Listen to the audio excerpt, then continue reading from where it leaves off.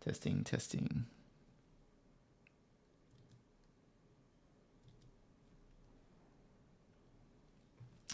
Hi, welcome back to the channel. This is a live free training seminar looking at the topic of managing conflict between staff. My name is Simon Good. I'm a professional mediator and I do conflict resolution training predominantly with organizations. I've decided to start this YouTube channel as a way to provide some of the same resources that I often talk about with staff when I'm running workshops for free on this channel. Just double checking that the audio is working okay. Sorry about that in the background. I'm still sort of figuring out the technology, so I'll just do a quick test and then we can get started.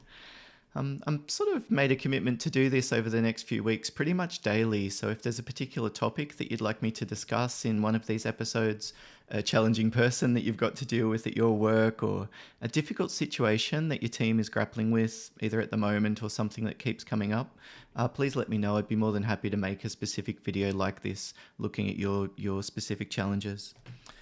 So today we're looking at this topic of managing conflict between staff, the key things that you'll take away.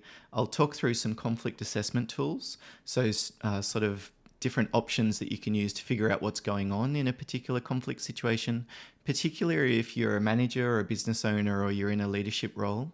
I'll talk about some of the factors that are often involved. I'll explain basically the 5 different kinds of conflict, and then how we can take a strategic approach to each of these.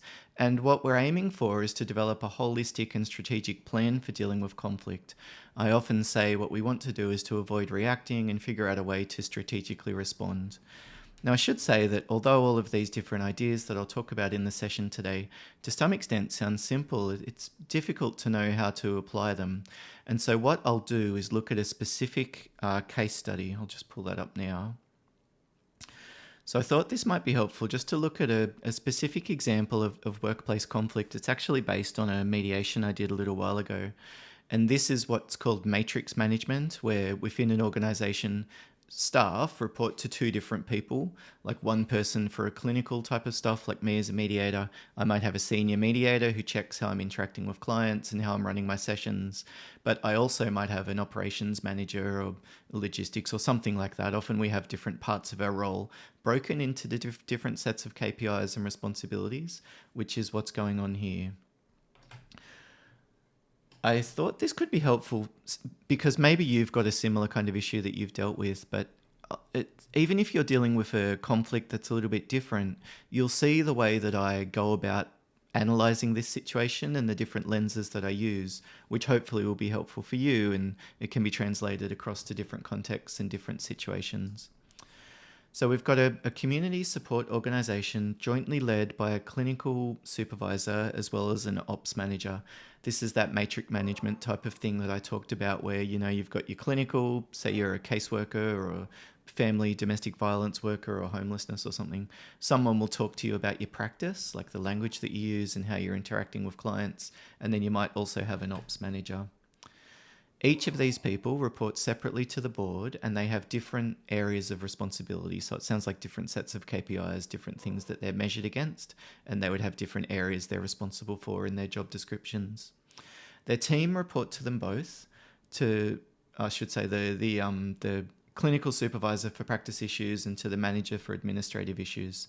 The manager has been in the organisation for over 10 years and the clinical supervisor began 6 months ago. They've recently been a number of managers start and then leave within 12 months. So we can start to see there might be a little bit of a pattern here. The people that are in that ops manager role keep starting and then leaving, and the clinical supervisor on the other hand has been there for quite a long time. The current manager has lodged a formal complaint against the clinical supervisor, describing them as impossible to work with and overbearing.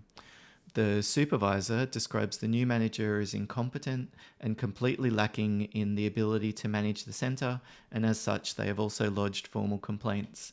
I don't know if you've ever been in a situation like this. A lot of the mediations I do, I come in and both sides have literally lodged complaints against each other. So it's sort of like, well, how do we do an investigation here? Because literally everybody is the victim and everybody is the perpetrator if we take things at face value. I suppose the funny thing is that in some sense that could be correct. At least from their own perspectives and how they've experienced the situation, they probably do feel like things have been stacked against them and that they've been unfairly victimized and treated or singled out or whatever else it might be. and they've probably experienced most of the negative side of the other person, and they would also have a black and white perspective in the way that they see them. They're all bad, they're against me, they're out to get me, this type of thing. Whereas in reality, there's probably a lot more nuance. They might be out to get you to some extent, but they'll also have other things that they're aiming for, like rising in their career or minimizing stress or minimizing work or who knows what. So it's almost like we tend to exaggerate our importance in other people's eyes, I think. And in these types of situations, as you get more and more stressed, what tends to happen is that you interpret common types of situations as being more threatening than they normally would be. A sense of pressure starts to rise and you become more and more reactive and irritable. You almost develop tunnel vision. You lose sight of the details.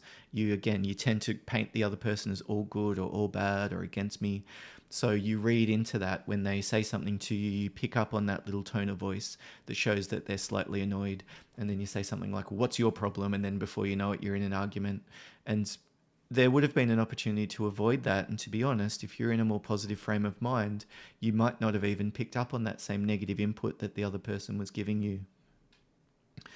So the classic matrix management type of dilemma. Now, as you go about engaging with both of the people that are involved in this situation, it would be really important to apply the de-escalation framework that I often talk about in my training. This is stuff like body language, being really calm and composed, the tone of voice, low tone, slower speed, lower volume, setting up the context, like the meeting room, for example. Don't stand too far apart, sit if you're able to. I'll put that on the screen if you want to take a screenshot. And if that's helpful for you, I'd be happy to prepare another like a 30-minute training seminar just looking at de-escalation skills if you'd like. Please let me know if you'd be willing to comment below, and if you'd be willing to press like on this video, by the way. It makes a massive difference for a brand new channel like this for the algorithm. If one person thinks that it's good, you will actually help me. So thank you in advance if you're prepared to do that. So I mentioned earlier, I often talk about conflict and breaking it apart into these different types. And I particularly like this model looking at the 5 main factors that are contributing to conflict. We've got relationship conflict, data conflict, interest conflict, values, and structure. And in a lot of conflict situations that you're dealing with at work, there's probably a number of these factors that are contributing. I will briefly explain what they look like, and then we can look at that situation involving the manager and the clinical supervisor and which factors might be going on. And what I'm aiming to do is to show you then how we can take this analysis and use it to develop a plan for managing a situation that we're dealing with. Relationship conflict is the first type of conflict, although that often comes about, it's almost like the tip of the iceberg. You might notice that there's data conflict going on, like they've got different ideas around something that was agreed to, and then relationship conflict might come about as a result. They become irritable with each other and short and interrupting or whatever. I'd probably leave off dealing with the relationship conflict until you fix the data stuff. Taking everyone out for a drink, doing some team building activity, having lunch, that's not going to solve the problem if there's one of those other 4 types of conflict going on. So let's have a look at each of those in turn and what they involve and what they might include as examples.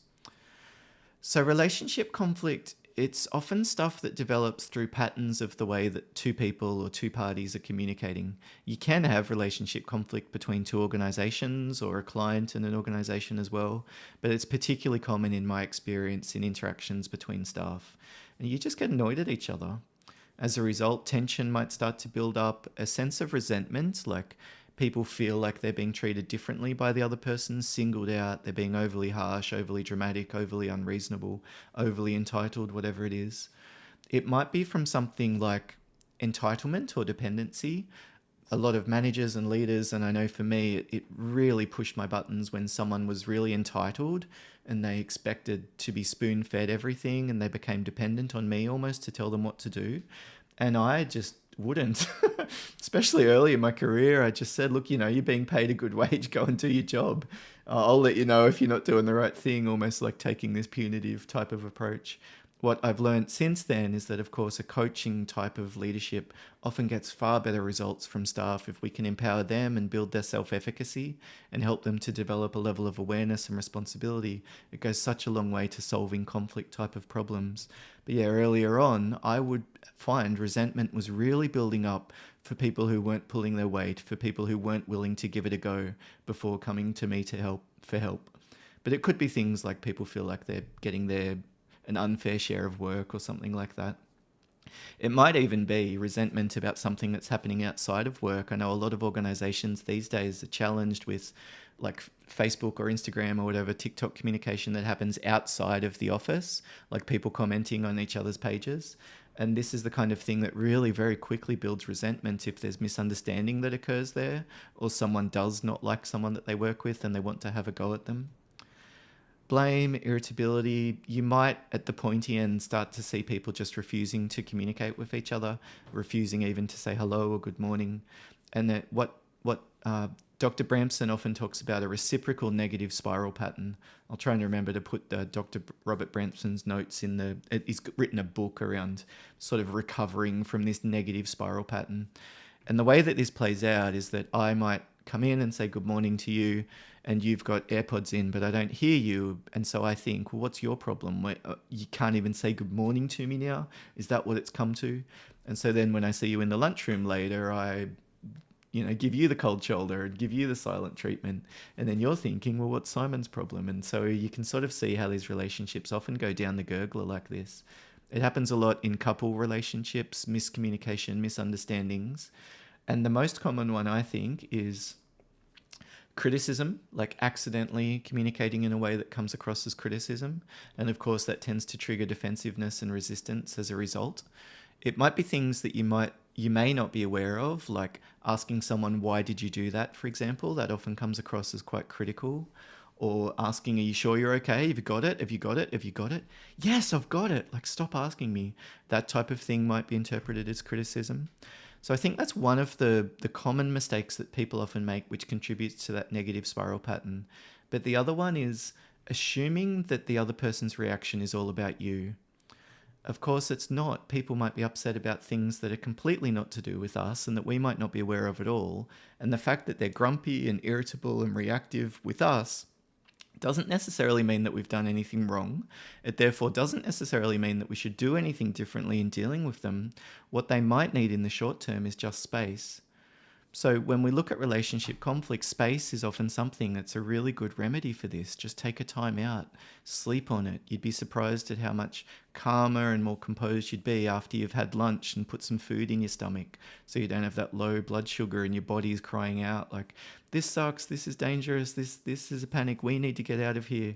And maybe the meeting wasn't actually that contentious. It was just that everybody was super tired and stressed just because they were in a really uncomfortably hot room. So if we're looking for options for responding for relationship conflict, I often say that just at least in the short term, just tolerate what you can. If you've got staff who don't like each other, maybe in some situations that's something that you can live with for now. As long as they're doing their job and they find some way to communicate about the things that they need to, that might be something that, although it's not ideal, and of course you'd like it to be different, maybe it's something that you can accept for now. I also suggest discussing patterns with people, like talk to them about how this has developed. You could ask questions like, has it always been this way between the two of you? It seems like earlier on things were more positive. What did you notice in terms of things starting to go backwards or becoming more negative over time? We're sort of wanting to help them to identify other factors that might be contributing, like change within the organization or other people coming and going or the pressure of their role, or maybe it's some of the nuances in the challenge of the way that they have to work together. And this is just very uncomfortable, stressful work. And so it's natural that people will become snappy at different times. And as you sort of start to help them to explore that and realize, oh, this is a pattern that's going on, not just with us, but other people too, or it's not just in this context, it's others as well. What often happens is that they start to develop ideas about ways to deal with it. It's a really effective way of helping someone developing awareness is asking the right questions. We want to empathize. That sounds like a really tough spot to be. That sounds really frustrating. It sounds like you're really trying to make things work, and at the moment you're not getting the kind of response that you're hoping for from the other person. Clarify expectations. If you're just saying to them, look guys, this isn't going to work with the two of you not saying hello in the morning. I need you to both to at least say hello, and what I'm looking for is professional communication only about work matters. You don't have to be friends, you don't have to be mates. Like, I'm perfectly happy if you'd like to just leave each other alone most of the time, but on these particular issues, this is the kind of communication that needs to happen between the two of you. Is that something that you can manage? It's very clearly, this is what I want you to do, this is what I'm tolerating, this is what I'm not, this is when, this is a time frame of when I expect this to be different or when I expect something to be done. In that way, we're establishing that level of accountability because somebody can't say, you didn't tell me that, that's not something that was made clear to me. And establishing boundaries, is there any limit on this? Like maybe one person prefers the other one not to come into their office, to email them if they want to meet. So that's an example of you can just solve some of that constant pushing each other's buttons if you can just clarify what they're going to do towards each other and the way that they'll treat each other.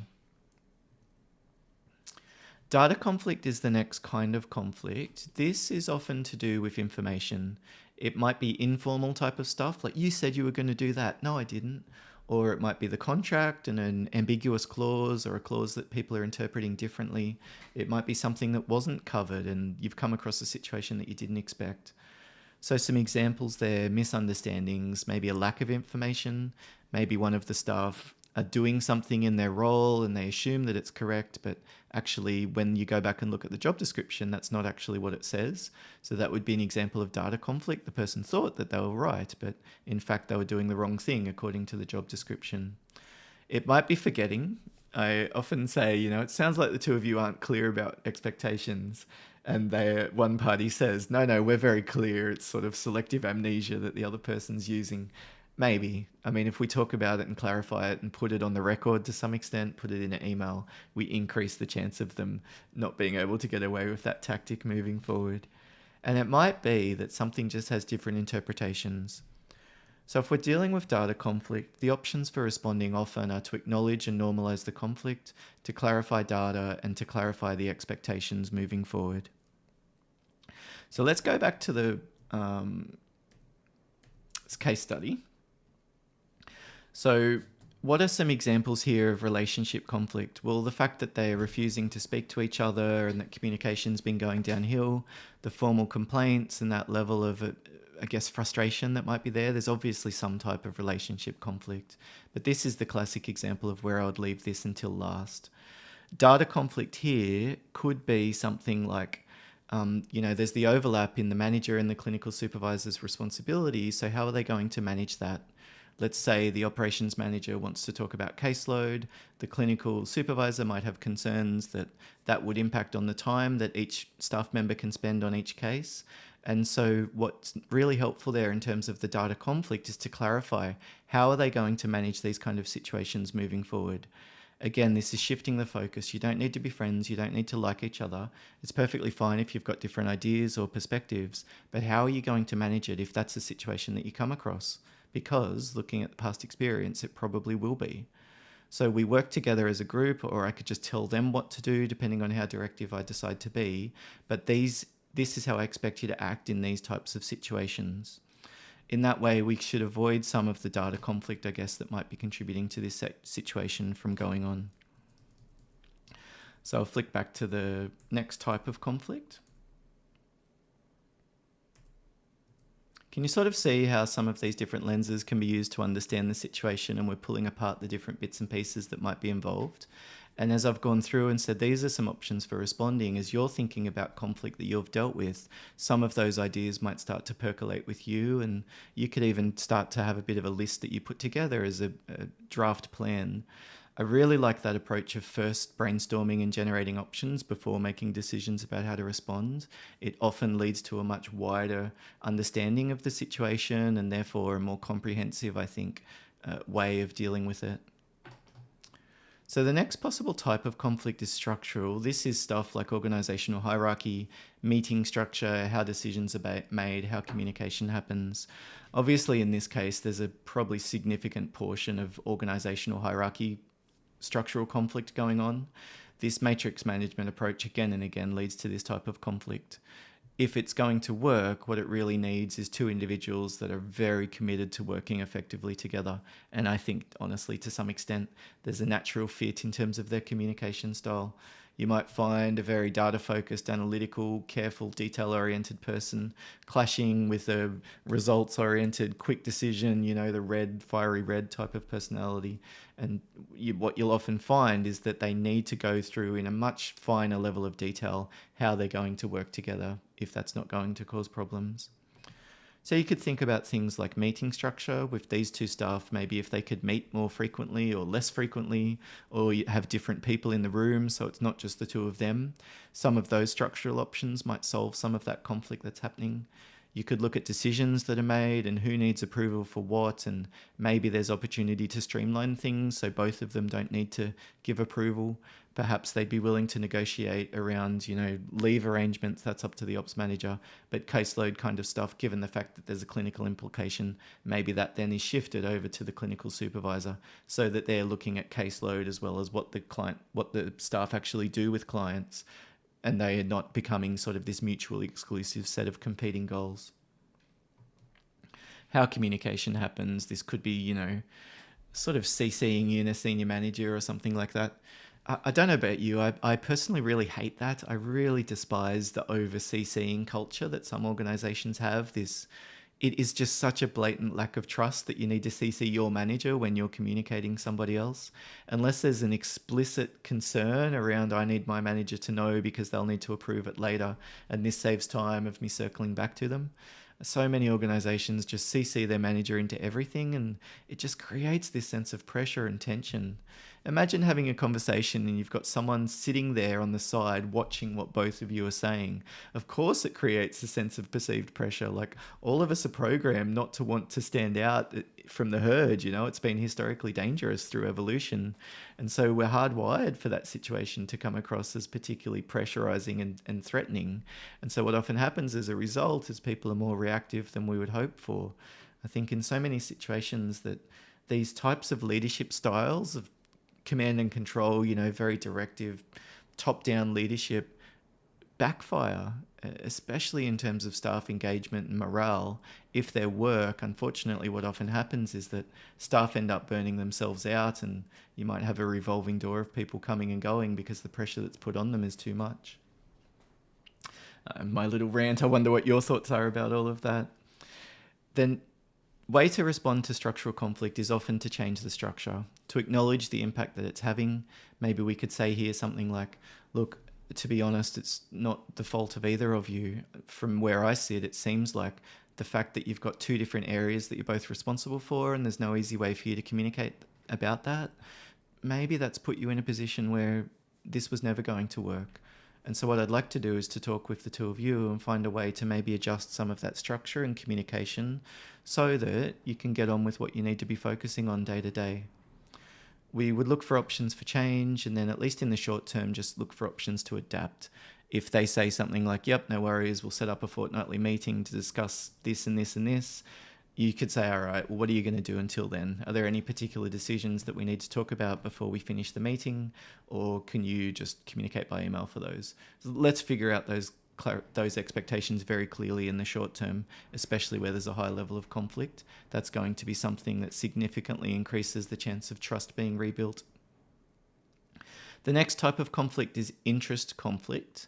This is basically, I want this and you want this. Like, you can see the musical chairs picture on the screen there. So the new manager wants to establish their authority and be in charge of something that launches successfully. The clinical supervisor might have young kids at the moment and they want to make sure that they're at the door at 5 p.m. and they're annoyed at the supervisor constantly increasing the scope of this, massive annual meeting or something like that because they feel like they're just trying to big note themselves. And when we're dealing with interest conflict, the challenge is that there's often no magic wand that we can wave. There's no quick fix. It's often about talking with the people involved and helping them to decide, well, how assertive do you need to be here? Of course, you'd prefer not to have to stay late. Is there some flexibility there, though, for you? If they give you notice and you know when it will be expected and you've got some type of assurance that there would only be a limited number of days that you're required to stay at the office for, then would that be something that you'd be willing to accept? So interest conflict, we sort of want to identify it, but then it's really about a conversation of, can you compromise and meet in the middle? Are one of you going to just not give in, or is one of you going to just completely give in? And again, you can decide if you're in a leadership role, how assertive or directive you decide to be here. In some situations, I can imagine it would be perfectly suitable just to say to the two staff, how are you going to make this work? In other situations, you could say something like, this is the decision that I've made. Given the fact that you've been here longer, you'll have first choice of leave. Next time round, though, it'll be a first in best dress system.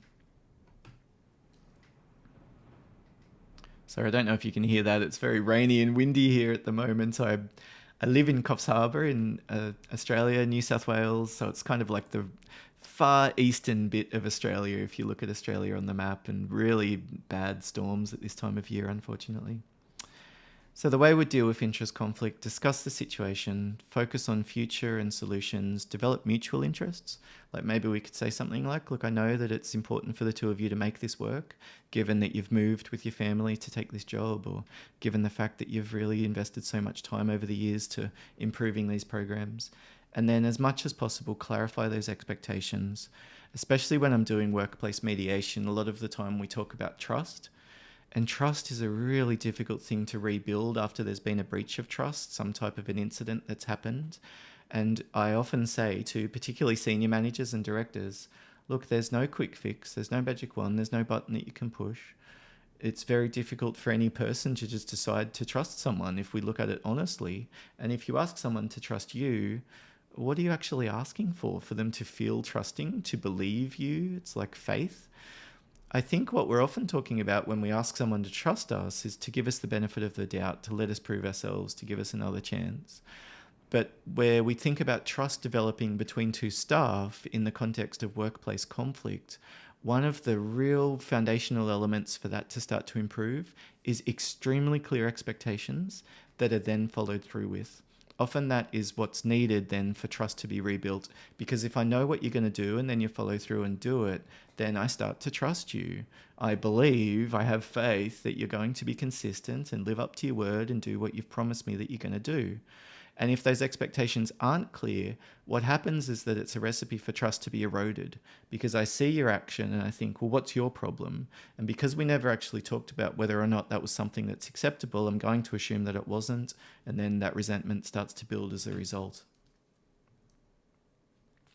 The final type of conflict is values conflict. This is stuff like, well, it might be like big values like environmental sustainability or something like that. You might have conflict within the organization because someone thinks we should invest in this green product. Someone else thinks, we should maximize profits and this would let us help more people or something like that.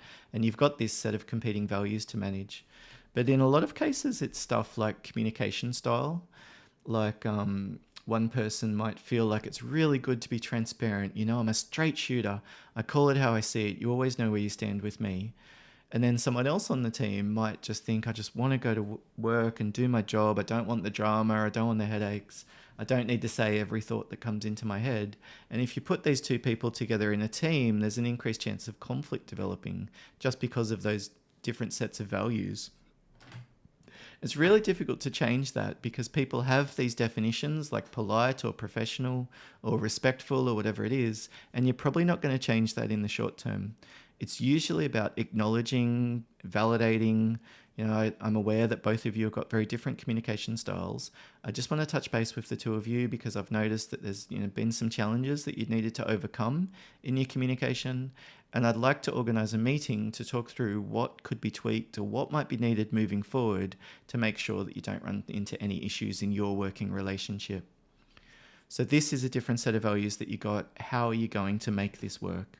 Acknowledge both perspectives, respectfully observe differences in this mutual and neutral way. Look, you've got different ideas about the best way to go here. It's like, that's fine. That's okay. That's normal. It's not such a catastrophe. You hate each other and you think the other person's completely wrong. Okay. I'm not actually going to add any judgment or view about that. It's like I can understand both of your perspectives. What is needed then in terms of communicating with one another? How are you going to avoid then the chance of misunderstandings developing?